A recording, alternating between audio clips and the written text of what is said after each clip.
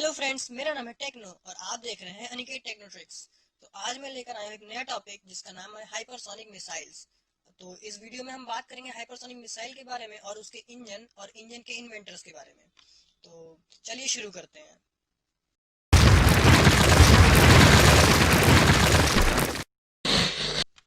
Hypersonic missile एक ऐसी missile है जो कि साउंड की स्पीड से भी 5 गुना या उससे भी तेज ट्रेवल करती है और इस स्पीड को डिनोट करते हैं मैक से। जैसे कि अगर स्पीड ऑफ साउंड से 5 गुना तेज कोई चीज ट्रेवल कर रही है तो उसकी स्पीड होगी 5 मैक।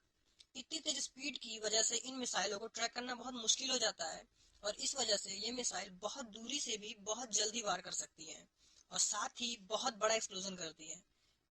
और इस मिसाइल में हम न्यूक्लियर बॉम्ब भी लगा सकते हैं और तब ये मिसाइल और भी बड़ा और खतरनाक हमला करती है। और इंडिया ने भी एक हाइपरसोनिक मिसाइल का परीक्षण किया है 3 अक्टूबर 2020 को और ये परीक्षण सफल भी रहा है। इस मिसाइल का नाम है शौर्य मिसाइल, जो कि एक मरीन मिसाइल का एडवांस्ड वर्जन है। Shaurya hypersonic missile surface to surface missile है जिसका development defence research and development organisation यानी डीआरडीओ ने किया है और अपनी आर्म फोर्स के लिए किया है। इस मिसाइल के आने से इंडिया की ताकत और भी बढ़ गई है। ये मिसाइल कैनेस्टर लॉन्च मिसाइल है जो कि किसी भी आर्मी ट्रक पे लोड करके कहीं भी ले जाई जा सकती है और कहीं से भी इसको लॉन्च किया जा सकता है। इसकी रेंज है 700 से 1900 किलोमीटर और ये अपने साथ 200 से 200 किलो से 1 टन तक का वॉर हेड यानी बॉम्ब लेके जा सकती है। ये जमीन से लगभग 50 किलोमीटर की ऊंचाई पे उड़ती है और इसकी स्पीड है 7.5 मैक, यानी साउंड की स्पीड से भी 7.5 गुना तेज उड़ती है ये मिसाइल। तो अब हम लोग बात करते हैं कि आखिर ये मिसाइल इतनी तेज कैसे उड़ लेती हैं और कैसे इनके इंजन्स में इतनी सारी पावर आती है कि इतनी स्पीड पर इस मिसाइल को उड़ा सके और इस इंजनों को किसने बनाया है इसकी भी हम बात करते हैं। तो हम स्टार्ट करते हैं जेट इंजन से। तो सबसे पहले तो आपने जेट इंजन एरोप्लेन्स में देखे होंगे। हालांकि इस जेट इंजन के भी 4 टाइप हैं।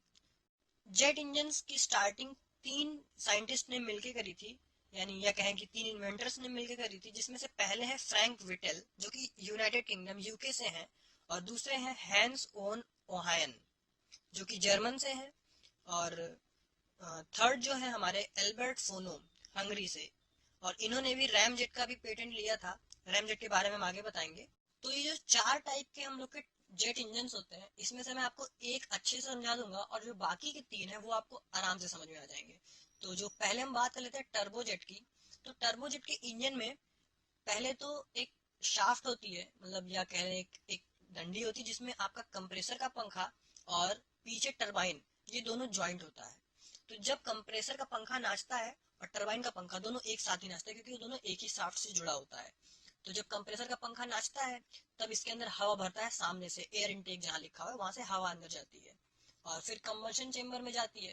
तो जब कंबंशन चेंबर में जाती है तब वो टरबाइन से होकर गुजरती है, तब टरबाइन का पंखा नाचता है। लेकिन जॉइंट तो ये दोनों है, कंप्रेसर का पंखा और टरबाइन का पंखा दोनों एक ही आपस में जॉइंट है। तो फर्स्ट टाइम इसको एक बार स्टार्ट करना पड़ता है क्योंकि पहली बार में तो हवा अपने आप तो अंदर खींचेगा नहीं और पहली बार में ही अपने आप यहाँ आग भी नहीं लगेगी, अंदर हवा नहीं रहेगा।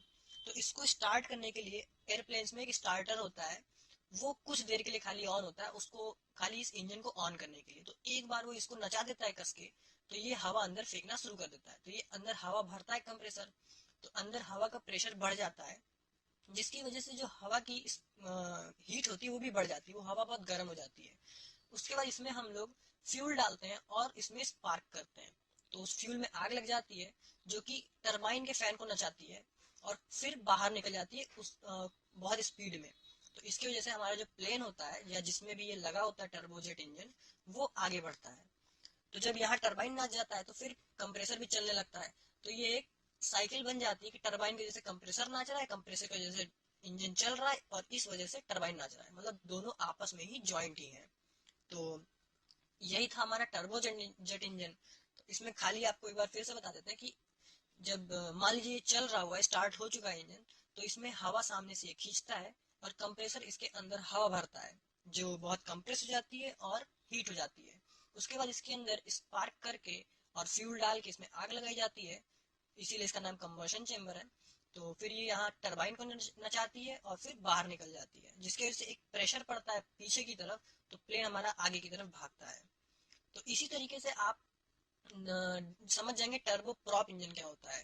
Turbo prop engine same turbojet engine ही होता है, बस उसके आगे एक प्रोपेलर लगा होता है जो कि एक एक्स्ट्रा हवा जो है प्रेशर और लगाता है बाहर से। तो बस सेम यही चीज है। और इसमें खाली एक गियर बॉक्स लगा देते हैं ताकि पंखे की स्पीड को हम मैनेज कर सकें, ताकि सेम स्पीड पे ना चलने लगे अपने हिसाब से। और उसी के बाद हमारा आता है टर्बो फैन इंजन, जो कि आप बड़े प्लेन्स में देखेंगे, जो भी फ्लाइट्स होती हैं उसमें लगे होते हैं। तो इसमें उसी टर्बोजेट इंजन के आगे एक फैन लगा होता है बड़ा सा, और उसी केस के अंदर एक जो बड़ा सा केस होता है उसका जेट इंजन का, आपने देखा होगा बाहर से दिखता है, तो उसी के अंदर एक फैन भी लगा होता है। तो फैन क्या करता है, कंप्रेसर के अंदर तो हवा भेजता ही भेजता है और साथ ही कुछ हवा को ऊपर से भेजता है। तो इसकी वजह से एक एक्स्ट्रा प्रेशर मिल जाता है, जिससे कि इफिशियंसी भी बढ़ जाती है और जो आपका प्लेन है वो तेज ट्रेवल करता है। तो इसके बाद हमारा आता है turbo shaft engine. Turbo shaft engine helicopters में आपने देखा होगा।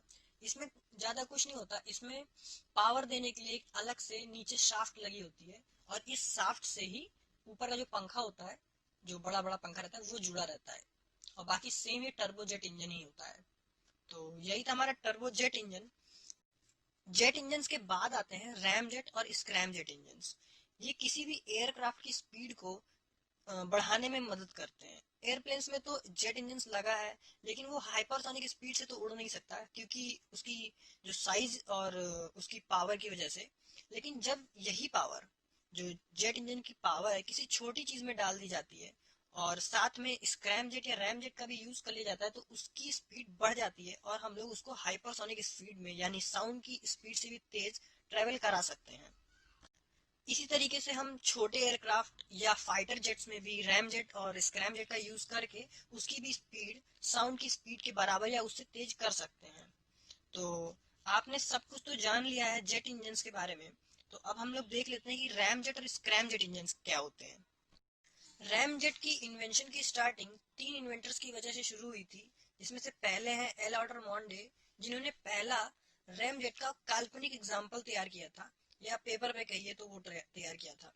उसके बाद आए थे रेने लॉरेन, जिन्होंने पहला इसका प्रोटोटाइप या सैंपल बनाया था, लेकिन जिसमें उन्होंने गलत मटेरियल या कमजोर मटेरियल का यूज किया था, इस वजह से उनका जो सैंपल या प्रोटोटाइप था वो फेल हो गया था।